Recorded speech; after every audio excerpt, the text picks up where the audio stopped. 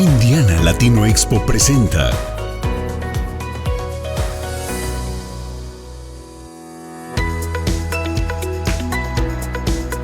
VIVA.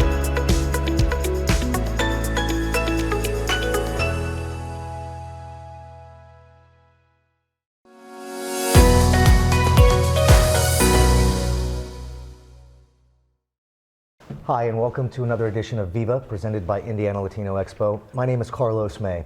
As always, we bring individuals, organizations, governmental structures that are here to help with the Hispanic Latino community of Indiana. And so today we have the Indiana Civil Rights Commission, and specifically we have A.T. Ryan. A.T., thanks for coming on board. Yes, thank you so much for having me. Yeah, appreciate your time. So the first question is always the most basic, what is the Indiana Civil Rights Commission? Yeah, so the Indiana Civil Rights Commission, we're a state agency.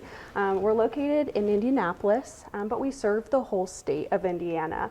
We're responsible for enforcing the Indiana Civil Rights laws, the Indiana Fair Housing Act, and then we're also responsible for investigating complaints of illegal discrimination. So if someone, per se, they experience discrimination, they can file a complaint with us, and we have a team of investigators who look into that.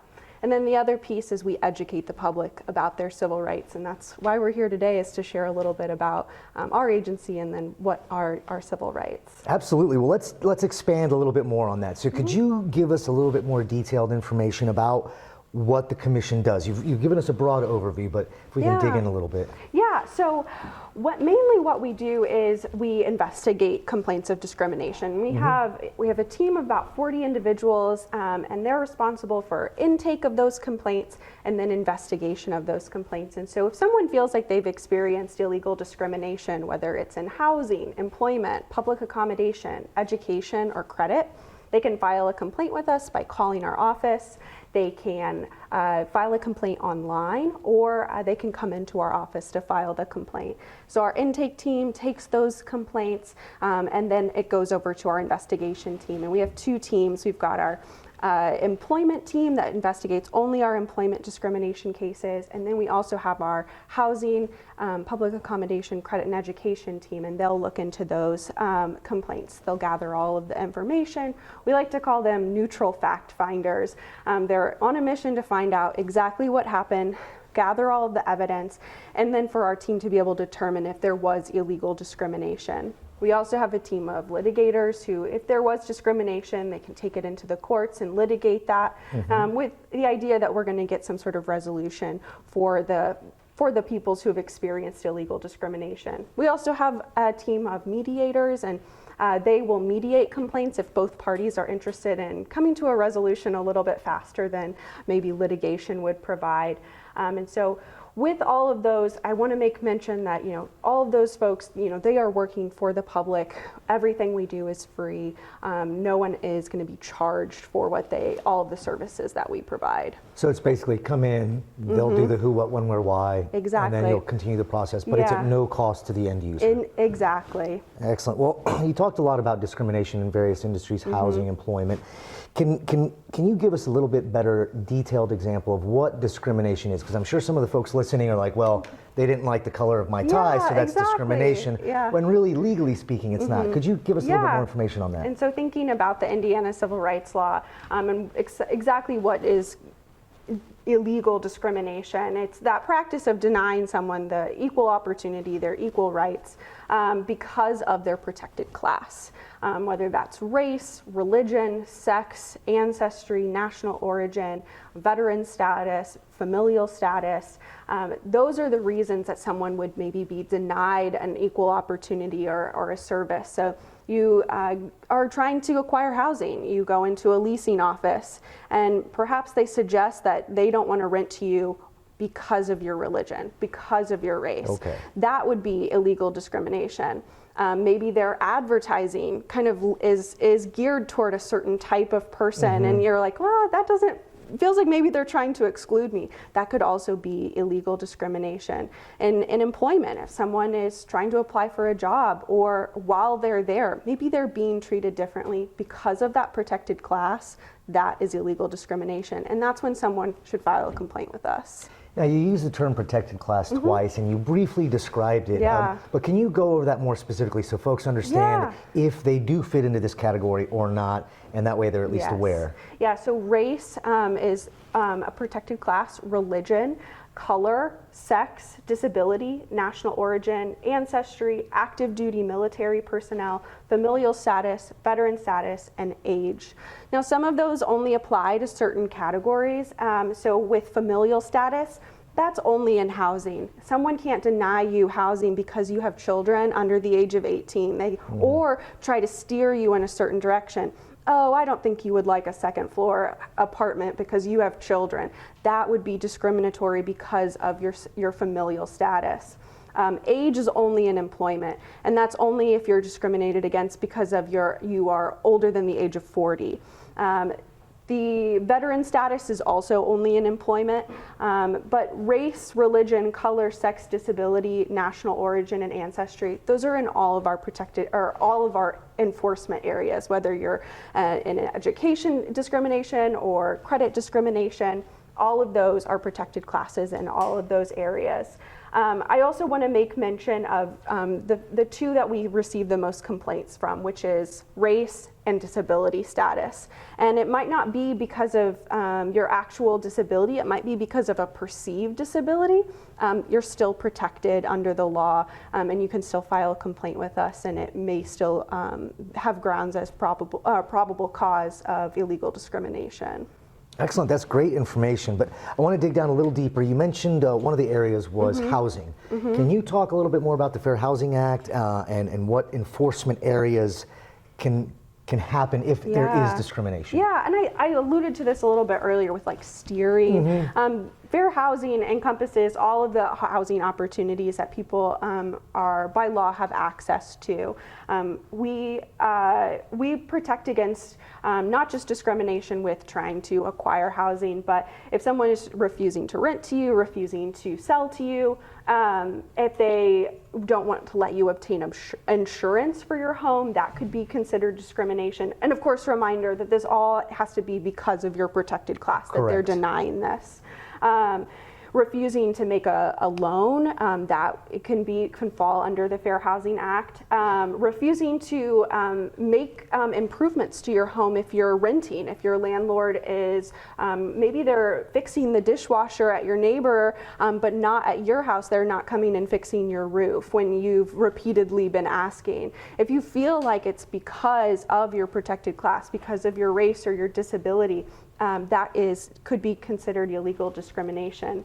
And of course, steering, I mentioned earlier, if a real estate agent or someone is leasing agent is trying to steer you toward a certain property, a certain level on in the apartment complex, a certain neighborhood, a certain zip code, they can't steer you because of your race or your religion. They can offer you advice about, based off of your preferences, but they can't say, I think that you would like this better, this is where maybe your people are, or insinuate something along the lines of your protected class leads you to want to live in a certain area. Well, that's great information. Now we've heard about what happens that would cause a case to come up. What if someone actually feels they were discriminated against? What's the process for them? What do they do? So I mentioned earlier, we have a team of investigators that will look into those complaints, but they really need to find evidence of that illegal discrimination. And that's where if you think it's starting to happen, someone is treating you differently because of your protected class, start to document exactly what happened. If it's in your workplace, save those emails or write down exactly what happened, times, where it happened, who were witnesses. All of that information is going to be incredibly helpful when we're investigating those complaints. So document. That is the best advice that we can give to folks if they're wanting to file a complaint. Okay, so they felt like they're discriminated against. They've started gathering all the evidence, all the information. What do they do then to file a complaint? How do they do that? What's the process? I always recommend you do what feels most comfortable to you. You can call our office, or you can go online, or you can come into our office. If you call, there will be someone on the phone who will answer and help walk you through the whole process. They'll take down all of your information and they'll give you a detailed account of what the next steps are. If you need to file a complaint online, do it on your own time. There's an online portal where you can fill it out straight from our website, www.in.gov/ICRC, and you can fill it out there. And I want to mention that if you call in, we have representatives who can answer the phone in both English and in Spanish. And if you go online, our online portal is actually available in over 100 languages. So if you're looking for someone to speak to someone in English or Spanish, please call our office. We also have interpreters who can we can call in to interpret into other languages as well. And if you want to come into our office, we have a team of a team of intake specialists who are ready to help you as soon as you walk in. We're located in downtown Indianapolis at the Government Center in the North Building. We're on the 3rd floor, and so if someone wants to come in and sit down and talk through the process, we are happy to do that. We're open Monday through Friday, 8 to 5. Excellent. Now, you had mentioned something, an example of discrimination, if you're discriminated, and you specifically said, we have translation resources. So it brought to mind, what if someone was discriminated against, they're afraid to contact you, they tell one of their friends, for example, and that friend says, well, man, I should file for them. Who can actually file for a complaint? Yeah, so anyone who's experienced discrimination in Indiana can file a complaint. You actually don't have to even live in Indiana to be able to file a complaint with us, as long as the discrimination happened within Indiana. So whether you're just visiting or you're just living here temporarily, or you live here full time, everyone is able to file a complaint with us. We protect anyone who is in Indiana who has experienced illegal discrimination. If you're traveling outside of Indiana and you're a resident of Indiana and you experience discrimination elsewhere, look into if they have a state civil rights commission and file a complaint with them. But if it happened in Indiana, we're the resource who can help you. Now that makes perfect sense. Obviously it has to happen here for you guys to be in charge of it. But to follow up on that, when you said anyone that's visiting, anyone that's here, what if there's an individual here that doesn't have legal documentation? What happens in their example? Yeah, and so we don't ask we don't ask for proof of, residency or citizenship. We don't ask for any of that. We just ask for a name, a phone number, a way to contact you. Okay. And then, from there, as much information as you want to provide about yourself, you're welcome to, but you don't have to provide any of it or any documentation to us. We don't require that. You're here just to focus on the civil rights. Let me ask a follow-up question then. So obviously, I'm assuming if I was discriminated against today and I go to file today, we're good to go. Yes. But what if something happened 10 years ago, 15 years ago, 3 years ago? How long does someone have to file a complaint with the ICRC? Yeah, in most instances, it's 180 days. So from the time that the discrimination happened. Okay. So for public accommodation, education, credit, employment, those are all going to be 180 days. Now, some instances of housing discrimination, you have a year, but always try to err on the side of caution. Try to get that complaint in as quickly as possible. I know that can be challenging sometimes for individuals to, to relive that, experience right away. But as soon as you're ready, call our office, file the complaint online. We are eager to get that process started for you and get you the resolution that you need. So my next question, you actually already answered a while back, but I want folks to really understand this one, because this one's important. Someone discriminates against me in whatever area. How much is it going to cost me to file this complaint? Yeah, no cost. We don't charge. We are, like I mentioned at the beginning, we're a state agency, so we are funded by the taxpayers, and so we do not then charge again for your time or for services. We are completely free. No payment to file a complaint.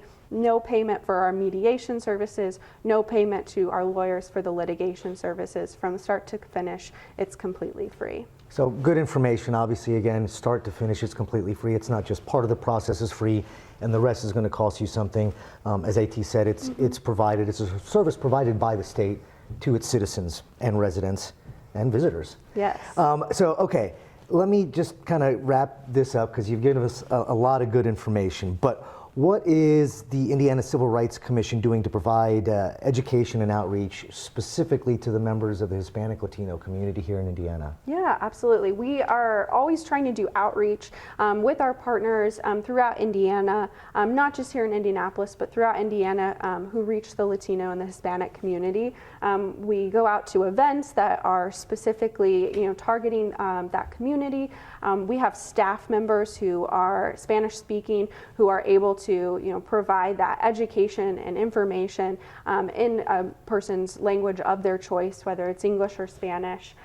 We have, like I mentioned earlier, our online portal available in over 100 languages, so it's accessible to individuals based off of their language preference. But we also do an event every month throughout the summer at the libraries in Indianapolis, and we're trying to expand a little bit outside of Indianapolis as well to reach out to the community. And we know that people stop by the library all the time. They're, just on their way home from work, they're dropping off their book, or on their lunch break going to check out and see what's new. We have a team member there every single month ready to answer questions, and we try to make sure we always have information in English and in Spanish. We have members of our staff who are at that table who can speak both English and Spanish and able to communicate with people, answer their questions, and meet people really where they are. So we're really just trying to be out there, show people that we're a part of the community, and let them know that if they need help or they have questions about illegal discrimination, that there is a resource that can help them. Excellent. Well, A.T., thank you for your time. Is there any last one or two words that you'd like to get to the community? Yeah, I would love to let people know to follow us on social media. We're at IN Civil Rights, and that's on Facebook, Instagram, and Twitter. We host a variety of events throughout the year, and we'd love for folks to come out and join us. We also go out to a lot of events in the community, and so you can kind of see where we're at and see if we're at an event near you. And then if you need to file a complaint, you can call our office. Our phone number is 317-232-2600, or you can go onto our website and file the complaint online at www.in.gov/ICRC. A.T., thanks again for your time and all the information. I appreciate it. Thank you so much. Thank you for watching this edition of VIVA presented by ILE, and we will see everybody at the expo. Thanks.